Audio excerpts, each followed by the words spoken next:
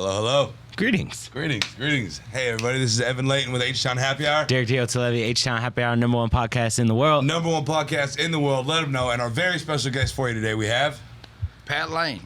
Pat Lane. Pat Lane. So, what do you do, Pat Lane? Well, I'm very retired. Yes, sir. But I recently wrote my first book. Okay. Well, this is my first podcast, so I guess this is my first rodeo. Well, welcome to the team, man. We're here, man. Yeah. We're here. You said you wrote a book, huh? Now, I've heard about a lot of these stories, but what is the name of your book? Before the Stories Are Lost. Just the And camera sees by Pat Lane. Those stories, if I don't write them down, they're gone. Yeah. I mean, those men are all gone. Yeah. And I was just fortunate enough. I was 18 years old. I landed right in the middle of that. Yeah. And my stepdaddy, why he got after them deer. Mm-hmm. My great uncle Cena's been getting after them since 1910. So this isn't something that just brand new fell in your lap. It's not like you went hunting last weekend and now you're wrote a story about it. This has been going on in your life for a long time. I think it's important to ask, just so everyone knows, what exactly is the book about? Well, it's got some history, because once this gets away from South Texas, Yeah. there's just no way people are going to understand how big those places are and how they came about. Mm-hmm. So in the front part of the book, I just kind of wrote a brief history of South Texas, how the ranches were formed from a 50,000-foot view. Mm-hmm. And like I say, I'll let y'all make your own mind up, because mine's prejudiced. I know the truth. Yeah. Well, and I remember you've kind of talked about that a lot, and I mean it's something that we're seeing a little bit of history is kind of being etched away little by little, daily. So something like this, what sort of is it because you needed these stories to be told? Because is it things that are kept away from the public eye? Is that what's in here? History's been sanitized, and they don't tell the truth about how that ranch was formed and this and that. And if you get down south in the Nueces River and you get a hold of some people that live there, Mm-hmm. gray hair, Mm-hmm. let them read the book and ask them, is he telling a lie? And they'll say, hell no, it's the first time I ever heard him tell the truth. So it's a collection of stories. It's about a ranch, you're saying, or Well, can you? it's all those big ranches down there. The King Ranch, Yeah. Kennedy. Yeah. I mean, back then it was called Tom East, but now it's East Foundation. Mm-hmm. Yeah. And there's just a plethora of big ones down there. There's the King Ranch, almost 900,000 acres. Yeah. The Kennedy's 440,000 acres. Hmm. And really, when you get to it, you start talking about the East Foundation, the Santa Fe, and all that ranch down there. Mm-hmm. Well, Tom T. East Sr. married the granddaughter of Captain King in 1915. Before that, he was just driving cattle on leased land. Little band of gold, he got to own it. Yeah. Well, So really, they're kind of connected to the King and the Clayburgh clan. Yeah. They keep their distance, but they're one so and the now, same. so what is the time frame of this? Whenever this is, like, what's the time frame of it? Well, like I said, my great uncle Zenas and Grandpa Hornby got in that country in 1906. And like I said, they started hearing stories, knowing people from both sides of the river. Been there since the Civil War.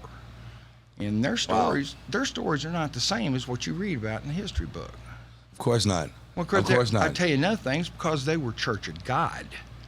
Buddy, they go to the kitchen drawer and get the dullest butter knife they could find, cut their damn tongue out before they tell a lie, because it's one of the Big Ten. You don't do them things. Oh, yeah, the Big Ten Commandments. Oh, yeah. I mean, these men were deep in their religious faith, but that didn't keep them from going to get some meat. Well, I mean, that's the natural selection. I mean, we have to eat. You kill to eat. And that's what we did down there until I quit in 1983 when they changed the law. Mm-hmm. And I go into what happened. There's some very rich, powerful people in this state not going to like this, but if the truth hurts, I'm sorry. Man, I'm happy you're able to tell it with a smile on your face, because there are a lot of people who want it to be watered down. They don't want the truth out there. No. They don't want the truth out there. And people like you who are putting stories out like this with the truth, it's going to contradict a lot of the things that they've said, huh? Oh, yeah. So what exactly law are we talking about that changed? It was called the Conservation Act of 1983. Yeah. since Texas was a republic, Yeah. it said in the Constitution then that the flora and the fauna of the state of Texas belonged to the citizens of the state of Texas. Well, in 1983, they changed that. They said, no, where that animal is, it belongs to that landowner. You know, and that was okay, because guess what? Deer go through a 4-stranded barbed wire fence. Yeah. But once that old boy Captain High Fence started throwing them things up, Yeah. well, they took complete ownership of them. Yeah. And now you look what they're doing to them. You know, they're dang genetically mutating those deer. That's not normal. They ain't look like that. I hunted 50 years ago on that ranch. I've seen some damn good deer and killed some. They didn't look like that. Yeah. What do you mean? What are they doing to them? What, like? I have no idea, but it's the feed and all that kind of Pumping them with stuff. steroids probably in the food and stuff or something like that. It's just. I saw one on Instagram just the other day. This dadgum deer, his head was hanging the horns were up and down. It was so heavy he couldn't keep his head up. His head would drop. Oh no. Yeah, and I'm thinking to myself, where's PETA? You know, where's the pedophiles at? Right. I mean, what are they doing? Yeah. I mean, that's wrong. You know, but the shocking thing is, there's people willing to pay a huge sum of money to go out there and shoot one of them things and hang them on their wall. Yeah. And I don't fault anybody for what they want to do. And they go do whatever they do. I'm a bit of a libertarian when it comes to that. Yeah. I just don't want one for my wall. Yeah. And I haven't shot a deer with a rifle in so long. I haven't deer hunted 15 years. So now, whenever you were writing the book, were you getting like nostalgic times? Were you missing it? Were you wanting to get back out there and load up another rifle and go get it again? No, not at all, Evan. What it was, I mean, I'm 67 years old. Well, you don't look it, man. I know, but you've seen what I used to look like. You know, 4 years ago, I was a big old fat man. And I've made a big change in my life. Well, I mean, you were working out a lot. You know, that was a huge thing for you. But every day I had to get out of that house because my wife, that COVID stuff, she's working at home. Oh, that job, her was like a reality TV show. Oh Yeah. my God! And I had to get out of there. Well, after I run through all the wood that I had in my shop, you've seen my little wood shop, I had to do something.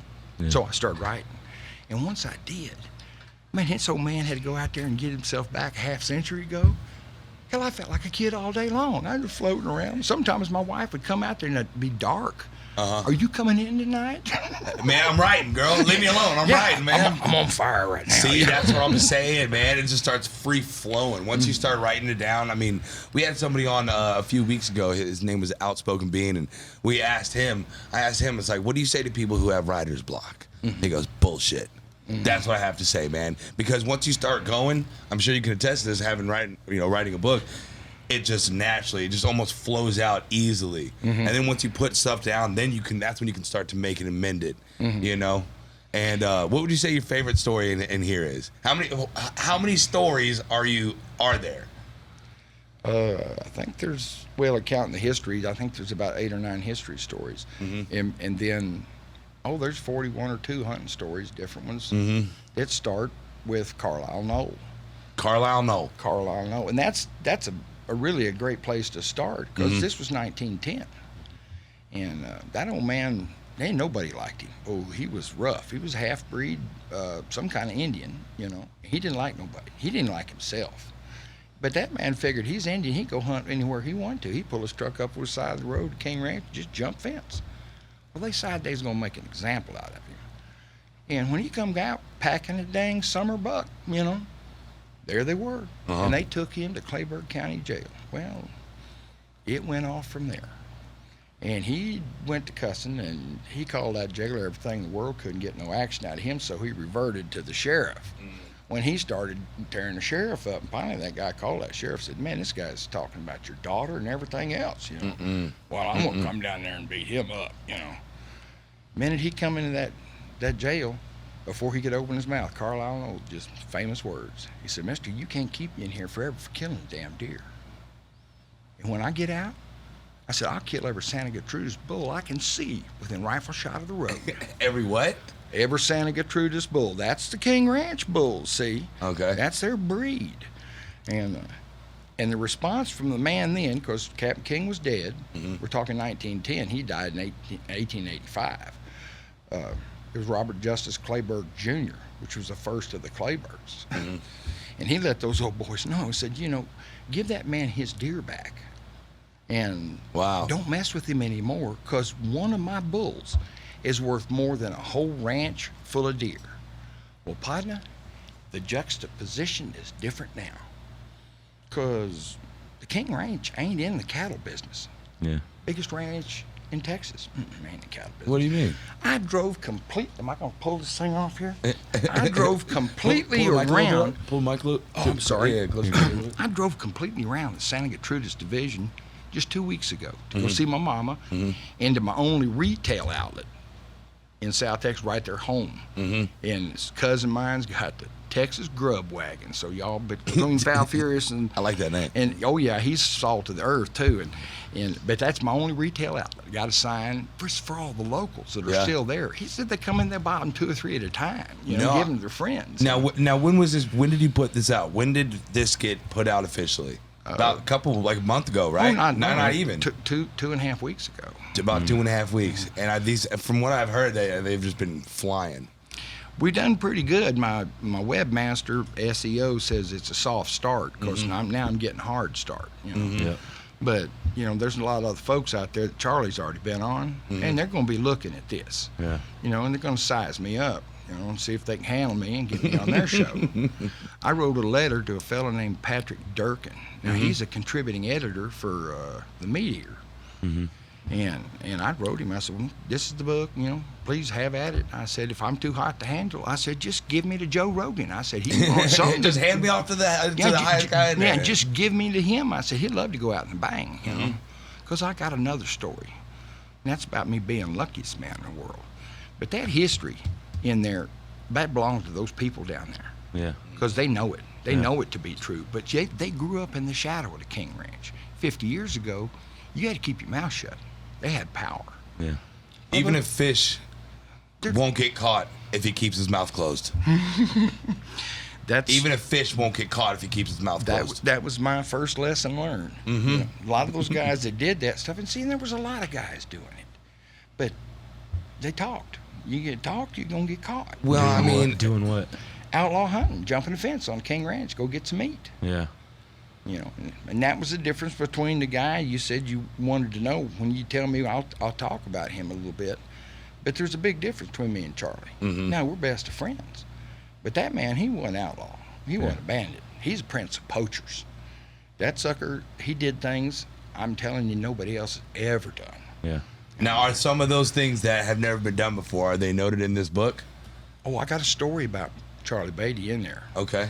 And then there's 2 stories in his book. While I was writing it, Charlie and I, we keep track of each other. He called me. He said, Pat, there's 2 stories nobody believes. And I said, which one's that? He said, both the ones you're in. And I said, you mean that runaway truck? And he goes, yeah, they don't believe that. I said, well. What do you mean a runaway truck? Yeah, I needed to get clued in now. It's a story, but we were down 77, and I was wanting to kill a big nail guy. I've killed me a couple of them. I'll never kill another one. They ain't that good to eat. I'd rather shoot a cow or calf. They're better. Nail guy, cow or calf. I'm not a livestock wrestler. Well, ain't nothing. I ain't done nothing since 1983. But anyhow, we'd seen a bull, but it was right by the Norris Gate, and there's a guard on it. We can't touch this guy. We went on past and come back, and I was driving, and Charlie said, look out. Now I look up, and here's a dang truck coming in my lane. There ain't nobody in it. And the car goes by. Well, it was somebody dragging that thing to Mexico, to sell it. Yeah. And man, I had to weave this way and then whang it back, to get from, I was head on. Yeah. But that dang truck came right across my lane, right down the bar ditch, and slammed into the Norris Gate. And that's what he says has a bit of luck. Yeah, they got some commotion on down there, Charlie. I just slipped up there and put one right there in his neck and killed him, But getting a full-grown nail guy bull out that weighs 900 pounds is just a lot of work. A full-grown what? A nail guy bull. Yeah, big Okay. ones will go 800-900 pounds. Wow. And see, Charlie, when he hunted, he was trophy hunting. Yeah. He scalped them off. He ate what he could and left the rest for the coyotes. Oh, man. Wow. But I can't do that. It's a circle of life, man. Circle of life. But he was a trophy hunter. That's what he was in there for, And I don't fault him. Back in those days, man did what he thought he was big enough to get away with. Yeah. You know, and I just stood back and admired him. I said, God dang, look what he do. I'd said in my book, just imagine this. The guy drops you off at night, you know, probably midnight, with a backpack and a rifle. He hops the fence. He goes 15 miles deep before he ever thinks about stopping. He builds his camp. Oh, and then he stays there for 27 days with what he carried in. I'm telling you, SEAL Team 6, some of them rang the bell. They couldn't hung with him. Oh, wow. It was like that. There's 3 things down there that are real bad, especially underneath that canopy in the Kennedy. And they're called penalillos, garrapatos, and pulgas. And that means chiggers, ticks, and fleas. Yeah. And you sleep with them for 20 days, 7 days. I'm telling you, you know, you You go get eaten stark alive. mad. You get eaten alive by those guys. Charlie said at the end of that 27-day hunt, he still didn't want to come out. I believe him. But Just living off the I land. wrote a lot of those. I rewrote those 2 stories. You know, one's called a Foot Race with a Pronghorn Revisited, because they didn't believe he ran that antelope down, but he dang sure did. I was there. And then that runaway truck, well, I wrote the prelude to the runaway truck, where it just blends together, you know, and it kind of tells that funny story, you know. Yeah, he was something else, man. I'm telling you that. Well, he's on fire right now. Didn't you say he also wrote a book as well? Oh yeah, Yeah. that's him right That's there. him right there. Prince of Poachers. The Prince of Poachers Part 1, and the whole dang world is waiting for this man to get Part 2 out. I mean everybody. I think in the meantime, what they can do is probably read before the stories are lost, though, right? Oh yeah. And yeah. and if they wanted to get a book, what do they got to do for it? Well, I mean, this is why I'm doing what I did. You know, I said why I brought his book. You know, when when you take a girl to dance, you're supposed to dance who you brought, right? Yeah. Well, hell, he brought me. Ain't nobody knows who I am. Ain't nobody. You know, I'm just a lucky kid that landed down there in the middle of that in the good time. But I had sense enough to quit in '83 when they changed the law. Because there's never been a deer worth going to jail for. Did you know some of your old friends that got in trouble for that though? Like, did they not like abide by the rules? Because granted, a lot of these stories were whenever you're like, you know, we're not following the rules anyway. But whenever they made it big time penalty, did you have some buddies that got caught up in Well, it? Charlie did. He finally got caught in '98. And they threw the book at him and everything, took his hunting license, guns, all his trophies. There's a whole story behind that. Some of that's coming in Part 2. And, I mean, I'm not going to step on a man's story. Yeah. Gotcha. Believe me, I know it. Yeah. But I can tell you these stories that people don't doubt and everything. Buddy, I was getting after action reports. When he come out of that ranch and been in there 2 weeks. He said, man, this Hey, is what buddy, happened. man, you Yeah. ain't gonna believe what I did. Oh, it was just, like I said, we just stood back and admired him. So y'all would just go out in King Ranch and camp out and outlaw hunt. Not me. Oh. I know I have never jumped that fence in my life with the intention to spend the night there on purpose. Yeah, I gotcha. But he would go 7 days, 10 days, 20 days. He made a 27-day hunt. That is insane. Okay, total. That's insane. And I said in my book, difference is I was wild as hell. But the minute I met him, I knew he was completely feral. Yeah. You know, he had to be to do the things Just he did. savage, just savage. But he's a good person you'd ever want to meet. He'll give you. Kind of the person that you want on your team. You don't want to be against the guy. What drew me to this man? Most people that's read his book, and he sold quite a few of them. He's been on all these giant podcasts and stuff like that. What drew me to him was his talent. The man is he's the most incredible taxidermist I've ever seen. I've been on 4 continents. I've been into this stuff since I was about that big. Is he the one that did some of the ones at your house also? That one shoulder mount Yep. won best of show at some dang thing. And then that front half life-size Aoudad, there's only 2 of them in the world. Mine and Ted Nugent. Wow. That Wow. He mounted at the same time.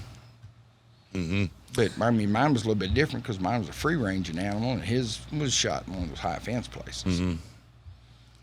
I just, I like doing that.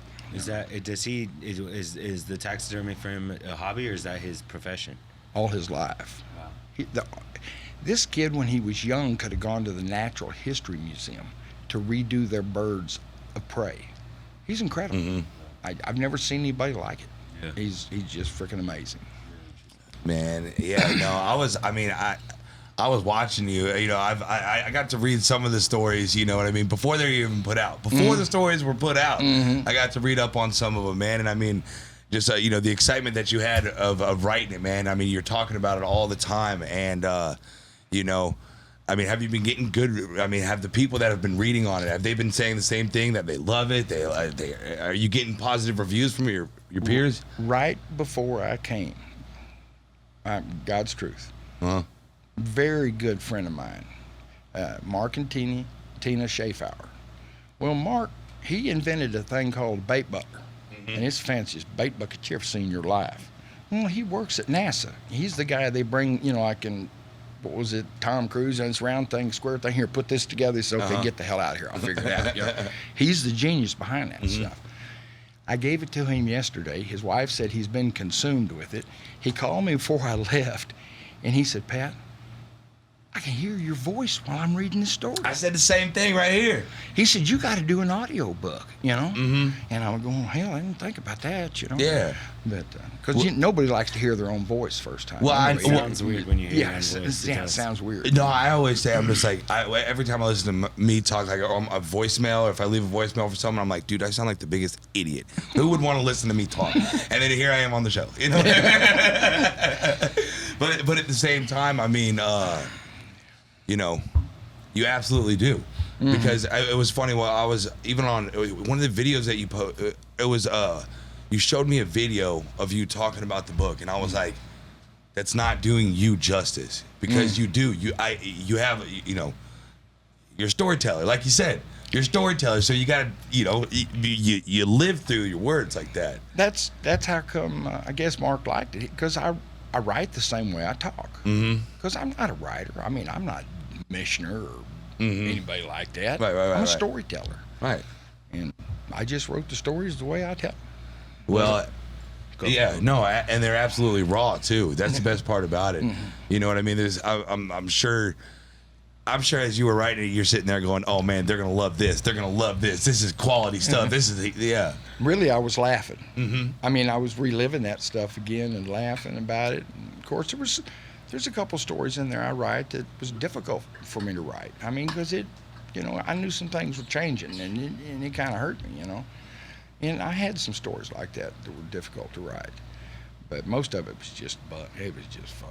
Well, and also, I mean, just to be able to get out your, you know, just to get out everything that you've always been telling stories about too, just to put it out on paper. You know, I feel like with writing, for me, I do like to write.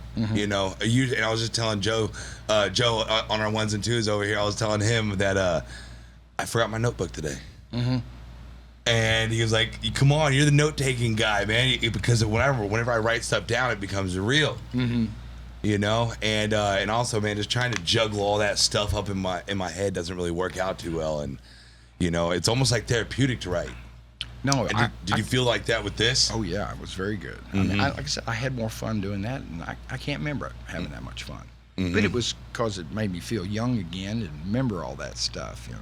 Did you? How long did you always know you were gonna write a book at the time, or does this how did it kind of come about? Well, I said I've always wanted to. I always said I was going to. And like I said, and that COVID stuff, and then, you know, I ended up running out of wood, and my back went out. I couldn't do much physically, so I got me a recliner in my shop, and I just put my laptop there, and I started writing, and it was just, it filled the days up. It took me about 3 or 4 months. But then, you know, then I had to wait for artists.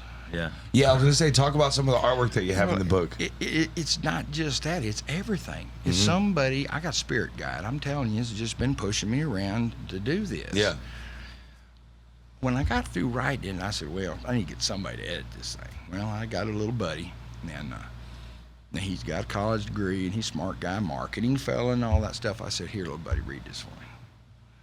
And he came back, and if you finished, he said, "Man," he said, "you got a lot of information in there." And I said, "Well, there's a lot in history." And he said, "Well, but your stories and stuff too." And he said, "I kind of liked it." He said, "But you need pictures." And I said, "Okay, I'm gonna have to find me a sketch artist, because Bubba, they didn't take pictures back then." Right.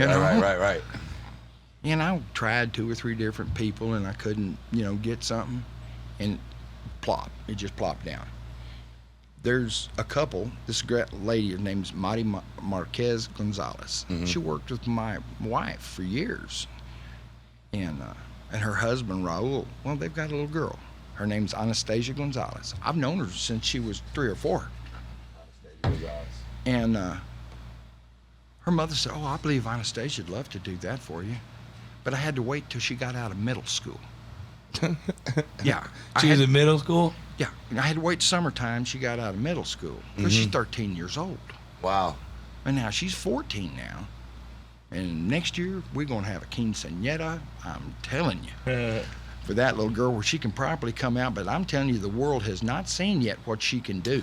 Now, it is freaking amazing. Now, if we take a look at this picture right here on the back, Pat, you want to talk about that a little bit? Because I remember whenever you were saying, I want to get a picture of me jumping over the fence with the rifle in hand. Yeah. And, doing your song and dance on it, and now just, talk about that. That's just it. I mean, I just would go over there to her house, I was escorted. She's a 13-year-old girl, and my wife was there, and her mother was there, and I'd tell her a story or two. A few days, she'd start sending me a picture. And it just blowed my wife, because what's beautiful about that is just what she perceives it. And I'm not a visual or a spatial person. I mean, I don't have any talent. Hell, I got to use a ruler to draw a stick man. And it just blew me away. It just really, really did. And it was a lot. Like I said, and in our days, because we weren't really trophy hunting like that, well, we was after the biggest ones we could find. But 9 times out of 10, them horns got sawed off, and we threw them over there on a horn pile next to the burn barrels on the north side of the fence. Let the rats eat them. I mean, how many you need to hang your hats on? When you're killing quite a few every year, to keep your belly full, I mean, enough's enough. Right, like how many trophies do you really need, right? Kind of like that.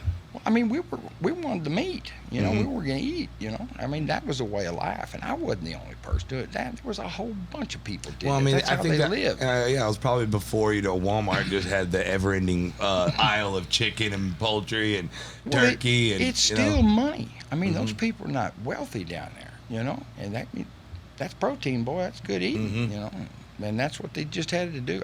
There was no man, and they used to call him banao. Well, that means doe in Spanish. He goes, "No, I'm not going to shoot him over the fence. I'm going to shoot him right there in the bar ditch. It's easier, And he's the one that taught me. He said, "You can boil those horns for days, and they will not make good soup." Yeah, it was just. When did you first start hunting?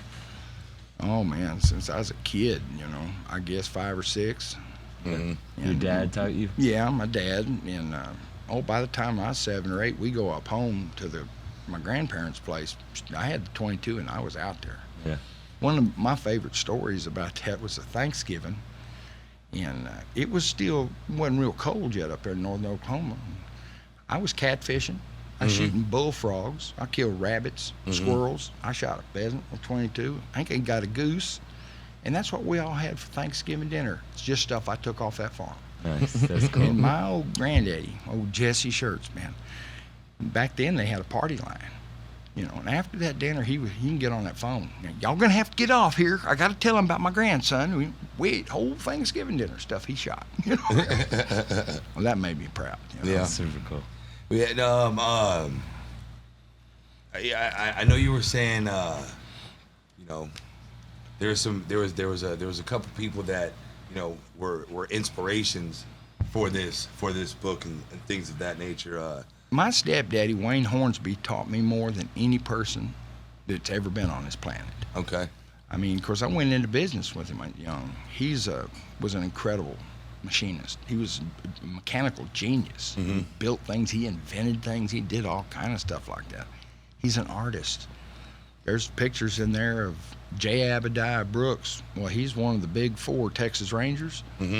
My stepdaddy painted that mural that hangs in the Heritage Museum. Really? Oh, yeah, he painted it. Y'all see his old beat-up hands. They were terrible, arthritic and everything. And later on in his life, he couldn't do much, nothing else. He'd go back to his painting, but he got him a tennis ball, and he just drilled him a hole through it, stick his paintbrush in there, and it was easier for him to hang on to it. He didn't paint like that. Wow. Through a tennis ball. Yeah, that tennis ball is easier to hang on than. What a creative solution. Right up the artistic alley. That's all he did is invent things. I mean, he never made a nickel off of them, but he made all kinds of things. Mm-hmm. Automatic tamale maker and all kinds of stuff. Oh, yeah, it was crazy. Automatic tamale maker. So you mean the Hispanic mom doesn't have to do it anymore? Said you could make more tamales than 6 of them could. You know, all you had to do is crank it and it pushed that masa and the back in the middle of it out too, and you just snip them and wrap it. You know. Yeah. But there was another fella involved in that, old Cadillac Doug Fowler. He's Cadillac Doug Fowler. That country, it's just not that big. You know, there's not that many people down there. How they got that many characters in one place, I don't know. It's like they put a sign up. You know, if you somebody and you're crazy, come on, stop here. But those people were so good. You know, 50 years ago like that, it's like dove hunting. Well, in my day, that was a social event. You know, they didn't have cell phones, nothing like that. They started to get them CBs. It was funny. I was just telling somebody about that. I was just talking to someone on the phone. I was like, it's so wild how about the facts of phones. It's like we didn't have them back, you know, all this time ago. As soon as I used to get home from school, Mom, I'm gone, going to Trevor's house, going to Gabe's, and I'd be on my bike with the crew until 9 o'clock at night, you know, just gone. And now it's kind of like people are like, hey, can you send me your location so I know when you're going to be here in 7 minutes? Yeah. You know, it's kind of like, dude, what kind of crap is that? I think it's just absolutely ludicrous. But I know that technology is good, and it's good for the, you know, but I don't like being tracked on my every move. That's just weird to me. Oh, yeah.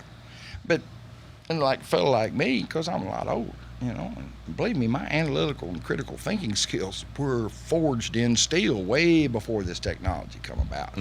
So I'm still kind of iffy about it. Yeah.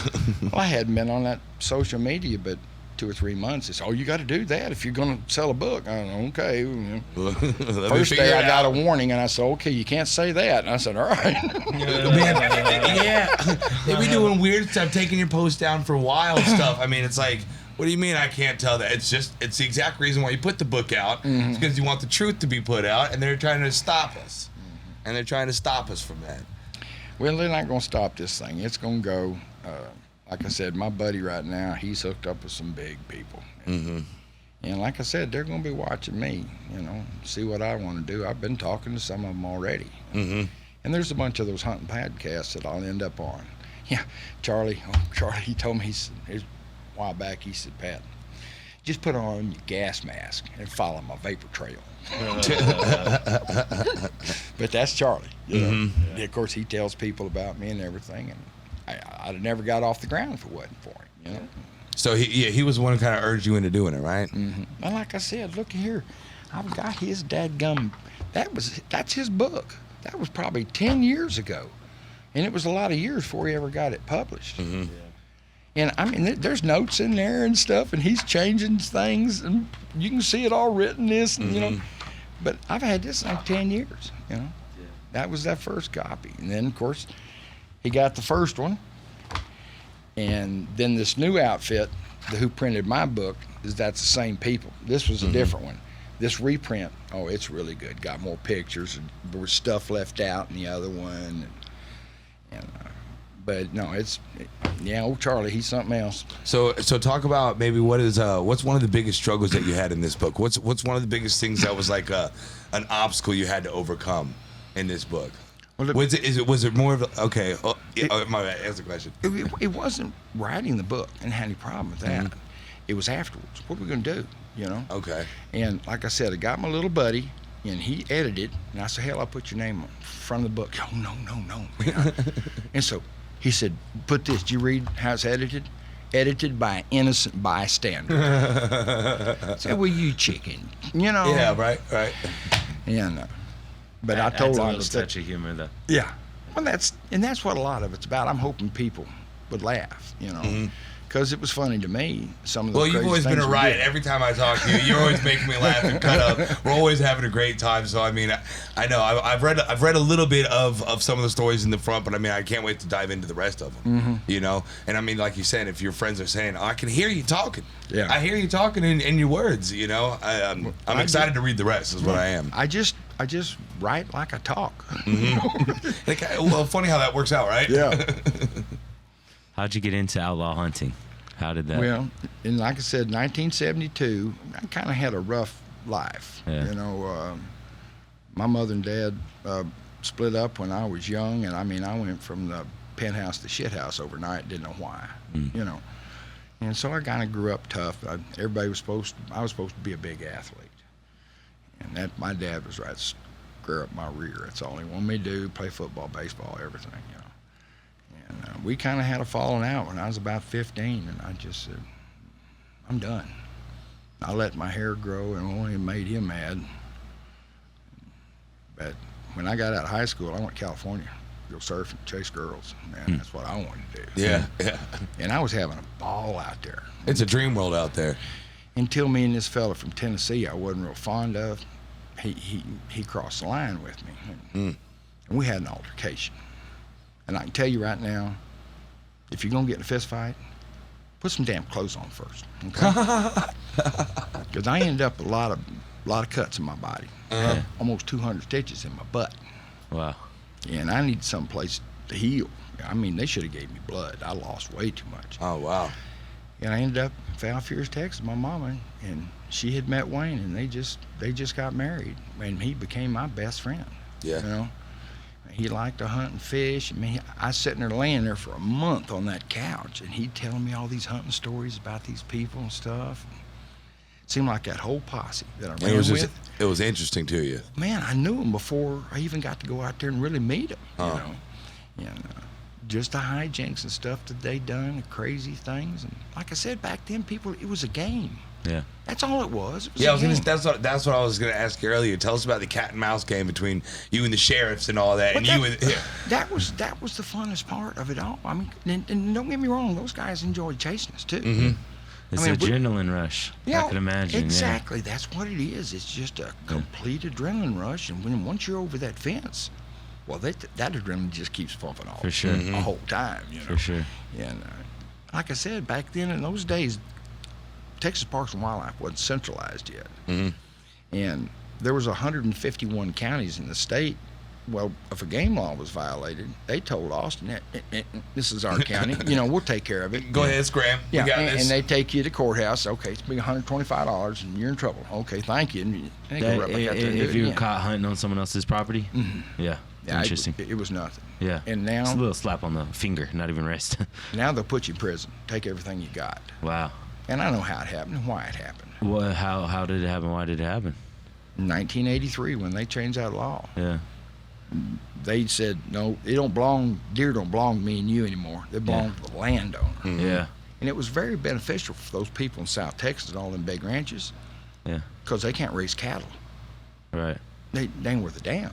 Yeah. I mean, the Santa Gertrudis breed, You think a lot of these ranches are just, most of their income now is letting people pay to come hunt on their land? I ain't no thinking about it. Oh, I that know is. it. Well, I drove interesting. around the Santa Gertrudis, was almost 40-some miles, and I never saw a cow. Yeah. I've never been able to do that in my life, and I did that just 2 weeks ago.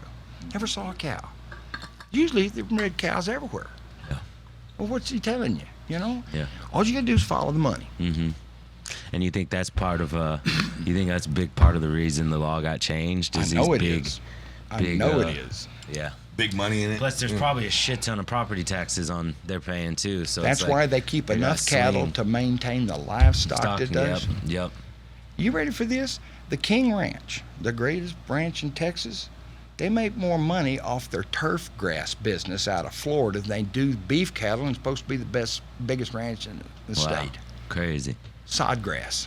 So y'all weren't just hunting deer and shit. Y'all were shooting some bulls and stuff too. No, the bull nell guys. That's a Indian antelope. It's big. Oh. King Ranch brought them in there, I think about the 20s or something like that. They actually came from zoo stock. Mm-hmm. And they were thinking they're going to be another beef animal, because they are big. And people say, oh, they're great. Well, I'd eat them. I don't like to eat something. The more you chew it, the bigger it gets. Well, there's an old saying. It's like, how do you eat an elephant? And it's one bite at a time. The last big one I killed, that one with Charlie, that's in both those books. I took it to Coy Littlefields meat locker. I said, grind the damn thing up and put it in 1 pound packages. I got 414 packages back. Jeez. Wow. And Jeez. I put that in a deep freeze, and every night I'd pull one of them out and, get the paper off of it, take an axe, break it in half, and I give them 2 Labradors a meat popsicle. Oh, as a treat. they love it. And they love it. Boy, they look good that year, too, man. Their old skin, that hide was black and shiny. They ate a lot of nail guy. I didn't want it. It's kind of crazy, too, because, they can shoot you. They can shoot you for being out there shooting on their land. They can shoot you. Isn't that part of the fun of the risk, though? I think that's part of that adrenaline rush. Believe me, that's part of that history that they've swept under. Yeah. And there's a story in there. Wow. And I'm going to tell you about El Sal's. Yeah. And it's just real simple. El Sal's is close to Mansfield, Fort Mansfield, way down there, Willacy County. And in 1936, a man and his son, they jumped the fence to get him a deer. They was hungry. Well, they never came out. Wow. Oh, damn. Now, the citizens there, they knew what happened. They said the King Ranch fence riders killed him. Yep. And they was going to go into that ranch, a good mob of them, and burn the ranch house down. And they even got the governor involved. He sent a dang Texas Ranger down there to ferret it out. But he said there was no foul play involved. Never was resolved. Wow. But those 2 men are gone, that boy and his daddy. They never found the bodies or nothing? He probably knew something about it. He probably knew exactly what happened. But you can't tell the people that. Now they put the time period there. When was it? Right in the middle of the Depression. Ain't nobody had nothing. They was just trying to get something to eat. Yeah. You're right. I've got a story in there. It's got a picture of my great uncle Zenas that girl drew. It's remarkable. He coming out of that ranch. And man, he looked up at him. Vaquero was face to face with him. Yeah, they had a stare down. I'm not going to ruin the story. You're going to have to read it. Well, if somebody did want to read it, how would they get to it? What would they need to do? My website. Yeah? What's your website? Same as the book. www.beforethestoriesarlost.com. Nice. And my webmaster, he's like the metadata guy. What do you call it? Metadata? Is that it? Or that stuff they mine and stuff, Yeah, metadata. Yeah, you're right. Well, he knows how to do that too. Yeah. And he got Google, knows right who I am now. You type that in there, boop, it's right there. Yeah. It's pretty cool. What was your favorite chapter to write?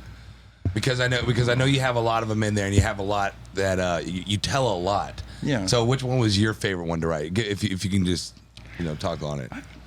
I don't know, they all have their own special meaning to me, but the ones about those men that are gone. Yeah. Some of the hijinks that they did, it was just, it was crazy. I mean, the 25-20 about that rifle. I mean, there's no telling how many deer that gun killed. And it's a pretty good story. And they, when Wayne went to war, that is his buddy told him, he said, you're going to get killed. You ain't coming back. So you need to leave me that damn rifle. Well, Wayne made it through the war. He come back. But Ellis kept the rifle. But they just kept on shooting deer with it. Said it was the best 100-yard road gun there ever was. Old lever-action Winchester, 25-20. Oh yeah, man. No, all very interesting stuff. All this is, man. I could imagine too, cause I've jumped a few fences on some cattle, but not for hunting. I was hunting for something else, little mushrooms and cattle patties. And we used to do that back in high school, man, in Tennessee all the time. And honestly, maybe sometime in the early 20s too. And I might have done it here in Texas in my early 20s. But honestly, that was the most fun out of it. The trip was fun and everything. But sneaking around at night, knowing we're on the property, and knowing that at any time we could get spotted and they could shoot at us. I've been chased by a couple ranchers, so I can only imagine too doing the same to go hunting and stuff as well. I knew once I jumped that fence, they wasn't going to catch me. Yeah. Not on foot. They didn't have a chance. Right. I mean, I was young. I was spry. I could jump like a gazelle and run fast. No, they weren't going to catch me. Well, you got 2 pictures of you jumping on the front side and the back side, so I believe you when you say you're a jumper. Well, I'd go over there like that a lot, but usually if I'd hit that fence post one hand, I'd just scissor it because I'd be running parallel to that fence, just go over, Yeah, it was fun. But there's a little boy in there, and he's my stepdaddy's half brother. The same daddy, but different mama. Because Wayne's mama died when he was young, and he remarried. And old Fred Hornsby, he was my hunting buddy. And buddy, there's never been a better wheelman than him. I mean, I felt as safe as in my mother's arms, knowing he was picking me up. Mm-hmm. Yeah. Because he'd do anything he had to do. Get somebody get on him or stuff. He had to go change vehicles. We always had stuff, what if things, scenarios. Right. We knew what we're going to do, and we just started thinking Yeah. And I never forget there towards the last. It's probably about 80, 81. And we went out. He said, "I need some meat." And I said, "Well, let's go kill one." So we rode out 285, going towards Revere, and we kind of made the road, make sure it was cleared. And everything. Was fixing the spotlight. So you put your gun out and hide it, because you don't want to get caught with that gun and the light in the car at the same time. Yeah, that's not good. Yeah, you can't Spotlight have hunting, it. That's called where deer are known to roam. You can't have a spotlight and a gun. Well, you got a spotlight, then you're okay, right?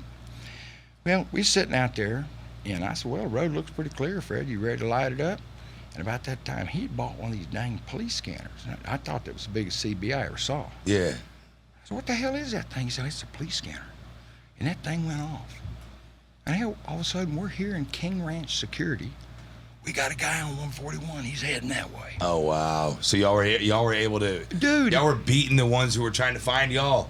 Fred had the crystals for 4 different county sheriff's departments. Mm-hmm. He had King Ranch security crystal. He had the game wardens crystals. What do you mean crystals? Look, for those CBs, you could hear their dang conversations on that scanner. Yeah. Wow. That's And crazy. about that time, somebody from Clayburg says, "We're calling Jim Wells in Brooks County," so they could come from, up from the south and down from the north to block that road off, because they were chasing those guys down to the west on 141. I looked over there at Fred, and I said, "Hell, Fred, this is cheating." Yeah. I mean, we were supposed to be playing a game here. And I said, "Man, hell, we know where they're at." I said, "This ain't fair." And he just laughed. He thought it was funny. Yeah, because y'all are winning now. Now y'all are freaking winning, man. Well, Fred and I are the only 2 that retired undefeated. So that means we won every time. We never got caught. We're the only ones that. Yeah, I was gonna ask. Okay, so since you never got caught, what was one of the closest times that you did get caught? How many close calls did you get? Did you escape with? Well, I've had my share. They get after you, like I said. But if I was in that ranch, on foot, They weren't touching you. no, they weren't gonna find me. Because I just get deeper and deeper, and I cut and go someplace where we knew he could pick me up. Right. But I had most of the time is on the road when you got interdicted, and that was what was fun. Because the game ward's going to try to get you to, admit that you're doing something. Of course. Well, they get you to admit everything, Well, yeah, they ain't gonna get nothing out of me, and they dang sure wasn't getting out of Fred. A fish can even not get caught if he keeps his mouth closed. I know, boy, and he's in that book, and Wilfred Wastel. Now, everybody, whole life, his name's Woostel. I mean, everybody called him Woostel, but it's pronounced Wastel, according to his wife, Mary Ann, But old Woostel, he was out to ride and rode David one day, and his 2 boys, Buddy and Shane. Well, hell, Shane was probably 3-corner diapers. He couldn't have been 3 or 4 years old, standing up in the back seat, right? They get pulled over by the game warden, and the game warden said, "I got me something, I work on these kids." Kids like that, they never open their mouth once. Them boys been trained, Right. Keep your mouth shut. Because y'all, this is family hobbies now. Yeah, it was just a dadgum game, but they took the fun away from it when they changed that law, And that's when I quit. I said, "I ain't doing this no more." You always cook what you kill? It's good. Yeah, we did not leave meat in the field. Right. But I ain't one of those people said that they like venison liver because it's too sweet and I don't like it. Yeah. Now I like me some pork liver, much better than calf liver. I don't think I've ever enjoyed a piece of liver. I don't like liver. I don't think I've ever enjoyed a piece Well, of I liver. tell That's you just what. me personally. Now, I'm not saying everyone else doesn't, but Pork liver is much better than beef liver, and you can't buy it. I guess they put it in dog food. when I say I don't know. when I say enjoy, I mean like I don't think I've even tried the liver. I think maybe there was one time where I've had I think my stepdad ordered some liver and onions from somewhere, and I was always like, wait, Ew. Yeah, that's me, but that's my stepdaddy. So it must be something from he was like, oh no, and he'll swear by it. He's like, no, liver and onions, Most people cook it too much, and that's how it comes. Oh. It gets tough and nasty and dry. Okay. My mama, and I still got her, she's 99. She can make it. Wow. Right. Oh Wow. yeah. How blessed is this? The other day, I gave her a copy of my book. Mm-hmm. I'm 60. My 99-year-old mother read my book. That's amazing. I took a picture of it and I posted it. Yeah. Man, But what an awesome moment. What an awesome But moment. I put a footnote down there and I said, family member, friend, or foe that tells my mama that I posted this, she gonna beat me with a wooden spoon. Yeah. And she would, boy. She don't like that stuff. And then she called me 2 days later, just laughing out loud. I told you that snake was gonna crawl down that toilet. Yeah. And that's in the book too. And she can't hear, and I said, Mama, you know, she said, I can't hear you, but I just want you to know I'm proud of you. Awesome. I just won the game right there. Man, seriously. If I gotta have a book burning, Yeah. I don't care. Well, no, I mean that right there is awesome. The fact that she was able to see this product that you put out and how much work you put into it, and I'm sure she's heard plenty of these stories also from you before, right? Well, yeah, but Mama did remark. She said, I didn't know you was that ornery. I said, Mama, I can't tell you everything. No, my mama has been in the car with me loading a dang deer in the trunk of her car before. Yeah. Nice. Oh, yeah. So what are some golden nuggets you would give to some people that are wanting to if they were wanting to get into hunting or something like that? If someone Well, was forget doing what I used to do, yeah, because you're going to go to jail Yeah. for a long time. Yeah. I mean, you just can't do it anymore. Mhm. I mean, they didn't have cell phones. They didn't have all that stuff they got now. Now they got motion sensors out there in that range. They Jack got- and every move. Be out there on a 4-wheeler quick, I bet. Oh boy, yeah. Yeah. I mean, you just, it's foolish. You know, I recommend don't nobody do this. It's a time gone by, and that's what I said in that introduction. You know, Yeah. just fortunate to be there when I did, when it was a game. Right. Yeah. And yeah, it was. One of the most graphic memories I have in my whole life was when I killed my first deer and skinning that thing. I'll never forget it. Like, it is the most graphic one of the most graphic memories I've ever had. But it was a great feeling. Oh yeah. It was a great feeling. And when I was eating it, like, cause we would cook it too. We made venison chili with it, and it's fucking delicious. And it was like just the whole thought of like, I killed this. That it was dope. That's bred into us. Yeah. You know, as much as this Right. new world generation don't want us to be hunters and gatherers, Right. I'm sorry, that DNA's still in there. Right. We are hunters and gatherers. Yeah, that's what we do. Well, that's the other thing, dude, is like people, let alone, I mean, fuck outlaw hunting. People are like against hunting now. Like, hey, the hunting's bad. Yeah. That's bad. The And deer I'm like, has feelings. We gotta eat, guys. We gotta eat. Like, That's that's what they were there for. You know? And we just took advantage of it, because I mean, the people were poor down there. You Right. know? And man, deer go a long way, feed a family. Yeah. You know. yeah. So And believe me, I shot many of them for somebody else. You know, they said, "Man, we sure like to have a deer," and I said, "Hey, I'll go get you one." And I'd go get him one, bring it back, hang it up, and I'll take it from here. You want your horns? I said, "No, they're just going to end up out there on a horn pile." I said, "Keep them."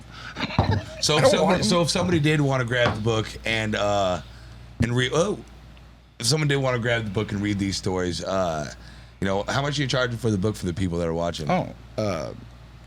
I'm flat rate mail them, and those medium mail, they cop for $30. $30. Yeah, and if they want it priority, well, the Postal Service just went up. I mean, it's hurting me right now, and everybody's ordering the thing priority because I had them for $35, but I'm gonna have to go to $37. What a nice problem to have. Well, I mean, it's just, you know, I mean, I hate charging that, but I kind of got that little budget that I'm trying to make, because you know what I'm trying to do. Right. I'm trying to support my daughter's school, and we got dreams. And didn't you say some of the portions of the book goes to your daughter's school as well? $1 for every copy of that book is going to go to the Oasis Children's Foundation. The Oasis Children's Foundation. And the Oasis Academy, her Okay. school for autistic children. Awesome. And there's a whole page in the back side of the book that talks about, you know, the school and everything that and I'm sure one page doesn't do it justice, but I know it's very moving. It's a moving piece. Like I told you when I got here, I said, you know, when I helped her edit it and stuff, you know, of course she wrote it. That's her. Yeah. And I saw it, and I can't read it now because I'll break down and cry. Twice. I'm a big enough man to admit it. I just get choked up, and I can't take it. You know, it's just too close. You know. Yeah. Having a having a niece 40 years with nonverbal and everything, and seeing what it did to, their family's life and everything. Well, now that 40-year-old girl and my 77-year-old sister live with my 99-year-old mother. And so, it's, what are we going to do down the road? And that's what concerns me. And we're going to just see what we can do. Mm-hmm. Well, I mean, that's all. That's really what you can do. You just have to have a mission and go get after it. I don't think there's ever going to be a point where it's like, okay, now we're done. Mm-hmm. It's one of those things that's continuously going to keep building and building. And it's like those grandsons of mine. I mean, I raised 2 girls, and damn, they're expensive. Yeah, they are. But they blessed me with 4 grandsons. And man, they ain't nothing better than that. They think Pawpaw, he's something else, Well, but when they got to know him, Pawpaw looked like Santa Claus, I weighed 350 pounds, I just this, Well, then I shucked all that weight and started going to the gym because I'm trying to teach them boys you can do any damn thing. You put your mind to it. There you go. Yeah. There you go. Well, this is just another way of see, you can do this too. There's nothing you can't do if you put your mind to it. Awesome. Right. And that's what I want to teach those kids, is that, if you got something in life you want to do, push that other crap out of the way and get after it. Pull the trigger on it. There you go. Yeah. Pull the trigger on it. And because people just want to lay back and, that's too much trouble and stuff, If they knew how much fun that was going to be. The more I feel like as specifically as men, it's like as we are getting older and we get more responsibility, it doesn't get easier. You just get stronger and you carry more bags and you get more responsibility, and that's how we etch our names in society. But I bet it was pretty rewarding when you finished the book and when you launched this. His buzz hasn't stopped. Yeah. His buzz has not gone off. I'm still kind of floating from time to time. Yeah. Right.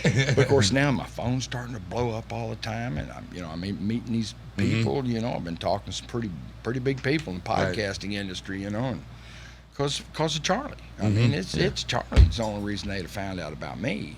Yeah. And so I owe everything to him, but I wanted him to have some validation. Because people didn't believe these stories, and I'm telling you, that man did this stuff. Like I said, I was getting after action reports. It was crazy. Right. He'd come back in from a 2-week hunt or something, and one time I had to help him, and they barely got him out. And dadgum buck wasn't dead, and he was trying to cut his neck, and that sucker threw his horn and hit him right here. It knocked him cold as a wedge, busted. He was 10 or 12 miles deep in the Kennedy Ranch. Oh, man. And they got him out bleeding he knocked him plumb out. But, buddy, if that horn had been an inch lower, it'd gone right into the brain. Killed him. Is that in here? Is that? Oh, that's his story. Okay. That's his story. No, I just was, when he got out, I kind of had to help nurse him a little bit, But like I said, when I quit, of course, he just was getting wound up, really. I was doing it for 5 years before he showed up. And then he showed up, and Doc said, just took it to another level, we just stood back in awe and watched him, But I couldn't go do that because I couldn't leave the meat, that's not the way I was taught, Yeah. Well, as much as I enjoy listening to the stories, man, that hour flew by. It did. That hour flew by. As much as I and that's why I'm saying I'm happy I have the book so I can continuously hear these stories. Well, I've got one here, potting here too. Absolutely, man. Absolutely. I know he was excited to have you on here too, man. And I mean, like I was telling you, I've been wanting to get you on, and I'm happy that you were able to make it. Yeah, of course we looked. My daughter was looking at y'all's Facebook and Instagram. Wow, these people got people following them, Well, it was funny. Well, I mean, even like last night, at one of our events, or at the event Mixed Messages, I was standing outside smoking a cigarette, drinking a beer. Girl walks up, "Hey, you're the podcast guy," and I was like, "Oh man, that's awesome! That is wonderful. Yes, I am. How can I help?" Well, I'm not too sure if I want to be a celebrity, but I guess it's going to be too late now to pop. You got to sell a book, people can find out. You're already on the show, bro. It's too late. Yeah, it's too late. Like I said, this is my first rodeo. Well, hey, Pat, like I said, we really appreciate you coming out. And like man, I said, it was my pleasure, and I said I appreciate the opportunity to come in here and talk to you guys. 100%. And can I say one thing before? Please. 2 weeks ago, I think it was, there's a bar in Santa Fe. It's called Daryl's Place. and it's pretty rough. Uh-huh. Most time there's motorcycles parked out there. Yeah. And, people think, oh, motorcycle guys, and vest colors and stuff. But those guys worked their butt off, and they held an autism awareness festival. Mm. And they put on a whole big old deal. There was booths. They had an auction. And, buddy, about 3 days later, they came to my daughter's school and handed her a check for $8,000. Wow. That's beautiful. Don't ever judge somebody by what they look like. Wow. Because those people got good hearts. And I'd shout out to Daryl's place, man. I mean, I hope the damn place gets so full he can't serve everybody. No, what an awesome move, There's a lot of people that kind of judge them for being more maybe like they good rough people. crowd. They good people. They got good hearts. That's what it's about. Mm-hmm. We got to start helping one another again. That's really that's what has stopped. People are selfish now. There's a lot of people who don't want to do it for the greater good of people. They're like, what can I do? How can I gain out of this person instead of how can I help this person? Exactly. And it's you partly sell your soul for that. You know what I mean? Mm-hmm. But whatever the case is, man. Pat, we had a great time with you on the show, thanks man. Thanks very much. Man, I really enjoyed it. That was a great episode. Hey, I appreciate the hell out of it, man. And hey, guys, thank you so much for tuning in. We will catch up with y'all next week for another edition of HTown Happy Hour. #1 podcast in the world. In the world, baby.